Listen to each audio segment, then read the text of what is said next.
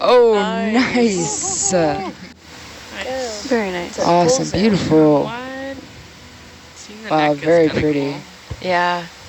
Oh my goodness, so much Too many. Oh, this is crazy. You wanna go for zoom?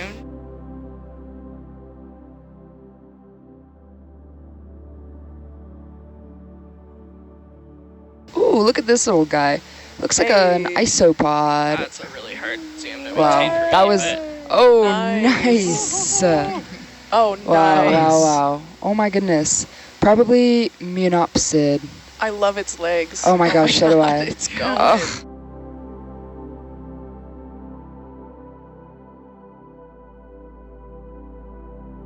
let me just get stable. That is beautiful. That is a Yay. true Siphazone. That's a true All right, jellyfish. let's go for Go ahead. zoom. You can tell because of how it's moving. The Yes. tentacles, wow. Gorgeous. Oh my God, gosh. look at the dome on that one. Wow. That's unreal. Right near one of those Why did it things have again. like 2 layers on it?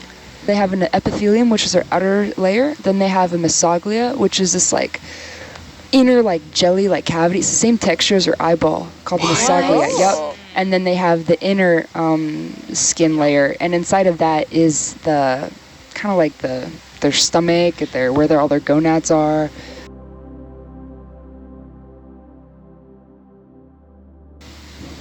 What do we have here? Yeah, interesting color.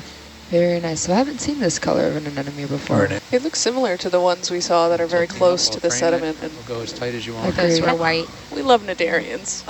Love cnidarians. Just a different color. Yeah. Cnidarians have some really cool adaptations. So what we're seeing here are a bunch of different Jacqueline, is that all tentacles you have? around that That's all I core got. there. Those tentacles have specialized guys. cells that are used for stinging and paralyzing prey, so they can bring that into their mouth and into their gastrovascular cavity. They have an incomplete gut, which is really interesting. The sea anemones, they have one hole to bring stuff in and one hole to put stuff out of. So they bring stuff into this incomplete gut, it gets digested, and then they also excrete out of their sounds mouth good. as well. They're We one of our- saw one where 2 or 3 of them folded in, obviously feeding themselves. So they can grab something in with 1 or 2 or 3 of those guys and then They feed can it. be active predators as well as suspension feeders. Alrighty, Singular let's cell. off and running.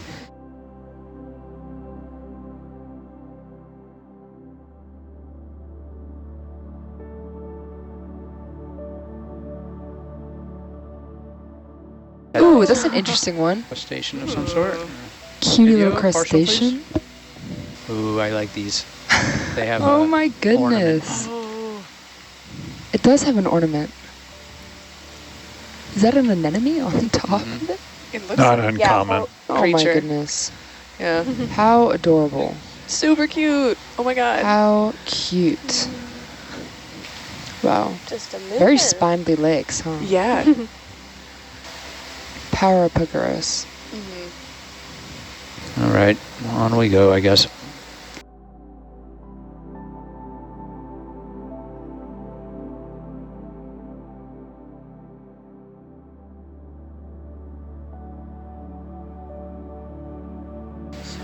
Is this a crinoid? Is that a crinoid Oh or a my brittle gosh, it's a star? crinoid. Yes. Wow. Beautiful. How do you know the difference between identifying it as a crinoid versus a brittle star? So a crinoid, you're going to see it has these little legs. I don't know if they're exactly legs, but it also has these feathery appendages that are used to filter feed through the water. A brittle star is going to have a really thick, visible central disc and usually only 5 arms that are coming out. And they use those arms to move Gotcha. around the substrate and seafloor. So a crinoid will kind of like plume and float through the water column, or else it's Position, stalked. right.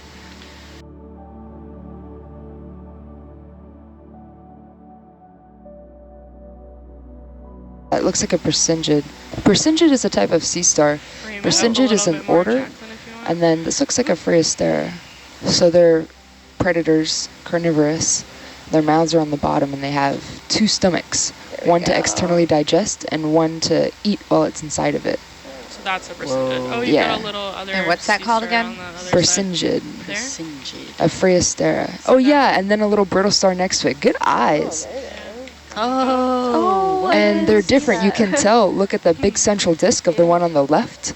The sea star has tube feet, which it moves with. The brittle star moves with its arms, whipping along the seafloor. And that crinoid we passed earlier will swim kind of like frink, frink, frink up through the water column, and then it perches on its little stalked feet.